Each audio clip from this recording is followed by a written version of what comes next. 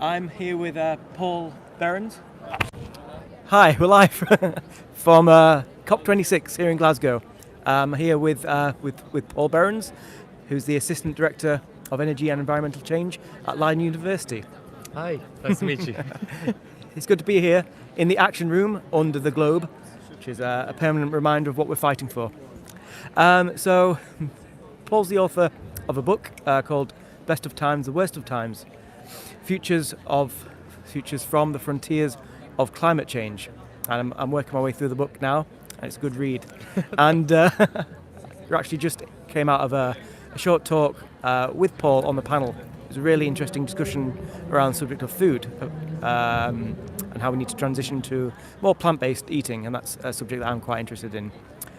So Paul, really interested to learn more about the book and yourself and how you came to write this book. Yeah, so I was reading a lot of books at the time about the environmental crisis and how we could potentially address them. And a lot of the books basically focus on 80 to 90% is very sort of negative, very sort of the issues and challenges that we're facing. The last 10 to 20% of these books, they sort of give some solutions, but you're never quite sure how they fit in as a picture, how they fit in with other systems as well. And so I always found them a little bit deflating in the sense that I wanted to know exactly what the future trajectories could look like. And so what I thought to do was to really commit to pessimistic and optimistic perspectives, or hopeful perspectives of the future. And what I did was to pair chapters of pessimism and hope in subjects like energy, climate change, economics, food, to really describe to readers where it is that we're going. Even if we address quite a lot of the issues that we're facing, what does the future look like? And then to also describe the massive amount of hope and opportunities that we would have in the future if we make these transitions. So really to provide this gap in vision between this sort of very difficult future that we're facing and the much better future, much more equal, much more renewable energy, much healthier and much greater levels of well-being in the future if we make the changes that we know we need to make anyway. So, who do you think would get the most out of this book and books in general that offer that kind of hopeful and action-based assessment? Yeah, so well, hopefully it's for everybody who's obviously interested. But I do think that I go through a lot of the detail as well of these systems. So really focusing on where are the big differences that can. If you have a look at food systems, yes, the production side's quite interesting and there's lots of things we can do in terms of regenerative agriculture, but we fundamentally need a change in diets. It's so much bigger, the opportunity there, than anything else. So I really tried to describe to the reader where are the big opportunities. It's the same thing with energy systems. We know how to decarbonize about 70% of the energy system already, and we have technologies that are actually reasonably affordable, in some cases even more affordable than fossil fuels. So it's really trying to describe to readers where the big opportunities are, how sometimes they're already unfolding in the hopeful chapters, what it looks like if we don't. I think people are sort of desperate for some scientific information on what these futures actually look like. I think there's a lot of concern that we're looking at a dystopic, apocalyptic future. And, whilst in the very long term, that may be true, I think a lot of people want to have a look at what's going to happen in the medium term, what's going to happen in the short term, what happens in 2030 if we continue going, what happens in 2050, what happens beyond, and what does that actually look like in terms of food yields? We were talking in this past panel that, for example, even at 1.5 degrees, we could see the risk of multiple failures in the yields of maize around the world increase. The chances would increase 6 to 40%. Wow. And at 2 degrees at 54%. And so you're talking about significant food crises even at lower levels of warming. And I don't know that that's really cut through for people yet. And that these issues will continue to get worse the longer we are emitting. So the faster we get to zero, the faster we actually get to a more hopeful future, but it is going to be a bumpy road, even under that hopeful situation. The transitions that we need to make, let's not forget, have huge knock-on effects. So we know we need to change fossil fuels. And if we manage to reduce emissions from fossil fuels, we also manage to reduce the air pollution that we're literally pumping into our brains. We're pumping into every organ in our body that is damaging lives around the world, kills 1,000 people a day in Europe, 7 million people worldwide every year. A huge amount of damage that we don't see, but we really need to keep in mind. We need to think about, and that's the same for food. We eat ridiculously damaging diets, 7 times as much meat as we should be eating in some countries. Seven times. Is that mostly the States and That's US, mostly Europe? the States. That's mostly the States, and Europe obviously eats too much. And actually, the literature, if you look at the literature on this, we don't need meat-based proteins. No. And yet we use about 35% of all habitable land for for animal agriculture. So really it's sort of describing what are also the knock-on benefits. Even if we fix climate change, we have a massive biodiversity crisis. I mean, we are entering, some people argue we were already in the 6th extinction. There's only been 5 other extinctions. Many of them were related to climate change themselves. So the climate change can actually start it. But even if it wasn't, we've changed so much about the planet. We've really devastated biodiversity, and the numbers are actually really shocking. So, and then, again, animal agriculture is the largest sector responsible for biodiversity loss. So you fix so many problems at once. And I'm sorry to keep going on about animal agriculture. I guess we were just talking about it. But just maybe one last thing, if we were to fix it, we would save so much land. So in the UK, for example, if in the UK people went towards plant-based diets, we would save an area of land almost the size of Scotland. And imagine having so many parks and nature available to you all around you, all around the country. Now we do have to make sure that the farmers are supported through this. I'm not saying, leave it hanging, leave the sector out to dry. That is not what I'm saying. I'm saying we have subsidies already that are being channeled to farmers. Farmers have a very difficult life already in dairy. They have a very difficult situation where the subsidies, often allow them to keep going. Why not just change the subsidies and shift them towards biodiversity protection, shift them towards carbon sequestration? And it's a huge opportunity. And it's scientifically shown that spending time in nature is better for health. 2 hours a week can lower rates of depression, cardiovascular problems, all sorts of issues. So it's like, if we do make this hopeful transition from the future and we look back at today, and yes, there will be some very difficult decades, we'll wonder why we didn't do it before. We'll be like, why the hell didn't we do that before? Absolutely. So say that this book got into the hands of leaders, because COP26 is hopefully all about leadership, taking bold action, action now. What would you want to see action-wise from this historic COP event? Well, so I'm not actually convinced that politicians understand the gravity of the situation. I really don't think they have seen what the science is saying on climate change. We have broadly underestimated the temperatures at which large-scale changes to the planet can happen, and irreversible changes. And I don't think that they really understand that. So if they had my book in their hands, I hope they would come away with that. And this is peer-reviewed scientific consensus. Over the years, if you look at the third assessment report, all the way through to the more recent reports, there has been a systematic underestimation of the impacts. Very, very good on the average temperatures, really excellent modelling on the actual average temperatures. But in terms of what's happening underneath that, in the distribution of energy systems, in the melting of ice caps, in the shifting of ocean currents, all these sorts of things, there's been a broad underestimation. So things are moving faster than we thought. What I think I also would like, policy makers and politicians to understand is that the scene is set in the public for change.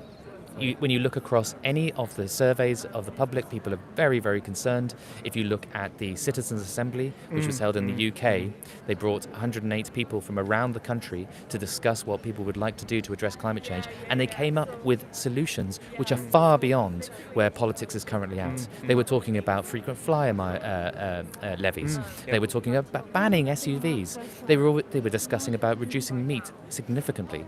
So actually the public's already there, so I would hope that the politicians would already see that as well. In terms of COP26, what I would really like to see is already, for the first time, nations are talking about subsidies, and they're talking about phasing out fossil fuels. And that's actually kind of surprising that it's taken this long, frankly. But it's actually, at the moment, the text is only discussing phasing out coal. But we need that text to include oil and gas too. We can't be just saying we're going to phase out coal. Far too late. We've got far too much to do, and we need to phase out oil and gas right now already. Another one is to acknowledge the historical failure of high-income nations to actually provide climate finance. The failure to properly be transparent about what that climate finance looks like. I mean, a lot of people don't realize that climate finance lumps together grants, loans, investment, all these different things. I mean, if I was to give you $10,000 to help you adapt to climate change, you would be like, "Oh, thank you very much," and then I say, "Oh, actually, that's a loan. I'll take 1% to 2% interest rates, whatever the interest rate would be from you." That's not the same as me saying, here's $10,000. And if you actually look up what the climate finance is for grants, some estimates in 2017 suggested that it was actually only 20 billion, let alone that 100 billion. Right. Wow. You know, at the time, governments were reporting something like 70 billion, more or less, that year in climate finance. But actually, the grants were much, much lower than that. Right. And so we need to acknowledge that. And I think that acknowledgement is needed not only because it's the right thing to do, but it paves the way for global agreements and global aspirations on climate change, in which the emission reductions can be both shared but also helped as we go. You know, if you are a lower income nation, why should you be accepting this poor history in the actual understanding of the historic harms and the responsibilities on the richer areas of the world? Yeah, absolutely. So when we talk about phasing out coal and hopefully others, we have heard some targets been discussed, some pledges. So is 2050 fast enough? Is 2030 fast enough? What are your thoughts on that? Frankly, no. 2050 is not fast enough. There is a broad distribution of uncertainties around when we could cross different thresholds. And I'm afraid that although we've done very good about estimating those temperatures now, it's very difficult for scientists to say, exactly what the budget might be for any particular temperature threshold. And so not only that, but as I said, a lot of these tipping points are actually happening faster than we thought. And if you actually look at the modelling, there is no time to spare. What is actually happening now is an idea that we can wait till 2050 to get to net zero and then draw massive amounts of carbon out of the atmosphere by the end of the century. So under the current understanding, if you talk to anybody around here, under the current understanding, what they're thinking is possible is to go net zero by 2050 and then draw out the equivalent of 20 gigatons, half of the current emissions today, by the end of the century. Now, to do that with bioenergy carbon capture and sequestration, which is featured prominently, would take twice the size of the EU in forestry. So you would be growing that forestry, you'd be drawing the carbon into the forests, you'd be putting it into power plants and then burying the carbon dioxide that came out. Right. You would need an area twice the size of Europe. So that's completely impossible. It's mad, right? But by 2100. So the only way we get that down is either by mitigating faster now. Yeah. Well, I mean, it is by mitigating faster now. If you were to use direct air capture, where there's a lot of excitement about, you would need twice the size of Ireland. So you're talking national installations to correct the current harms, notwithstanding the fact that in the meantime you are overshooting 1.5 degrees. So that 2050 target generally assumes either a low or high overshoot of 1.5 degrees, that we will get to 1.7, 1.8 degrees by 2070 and then try and bring it back down again. Right. So honestly, no, 2030 is arguably still not fast enough, because there is no a situation where it wouldn't be too fast. I mean, short of switching people's lights off and actually having significant issues, we clearly don't want that. We clearly can't have energy and food poverty. So really the situation is, how can we get by during this critical period of threading the needle to this society that could be much more hopeful and equitable and have much lower rates of poverty in the short term. So yeah, I mean, these, and as I mentioned before, some of the things that we know we have to do anyway: insulate. You know, turn to plant-based diets, install renewables, introduce frequent flyer levies, allow more walkable communal cities, enjoy bike rides, enjoy nature, enjoy all these different things, and actually none of them take that much time. Yeah. Like, we don't have time, and we have the solutions to do them now. Now, it is going to cost money. You know, over the long term, we'll save the future of civilization. But you know, the dividends, even in the short term, you know, in terms of air pollution, in terms of death, in terms of health, in terms of well-being, will just pay off in abundance. And if there's one thing that we know governments are quite good at, it is spending money. Yeah, I mean, so I should be really clear about this. Over the long term, all of this saves money over the long term. The problem is that the upfront capital costs, the upfront investments to begin with, cost money. So if I think about insulating a house, clearly I pay much lower energy bills for a very long time in the future, but that initial cost can be quite high. So we've got to find ways in which we can afford these higher initial costs so that it will pay back for a much, you know, not richer in sort of a material sense, but a richer world in the future. Yeah, that's the thing, isn't it? It's like where should the quote burden of these costs lie? Yes. And that's I suppose more of a justice issue. Yeah, absolutely. If you've got any short comments on that. Yes, yeah. I had to realise my this is fantastic. Quite long, at the moment. I know that you're a busy guy. No. So it's so. The best example of this is Germany during the 90s and 2000s. They decided they wanted to go down the solar route, solar energy. At the time, it was expensive upfront cost, and they just said no, it's worth it. It's worth it because we can decentralize energy systems. We can allow communities to own these energy systems. It reduces our reliance on imports, although you know still a problem.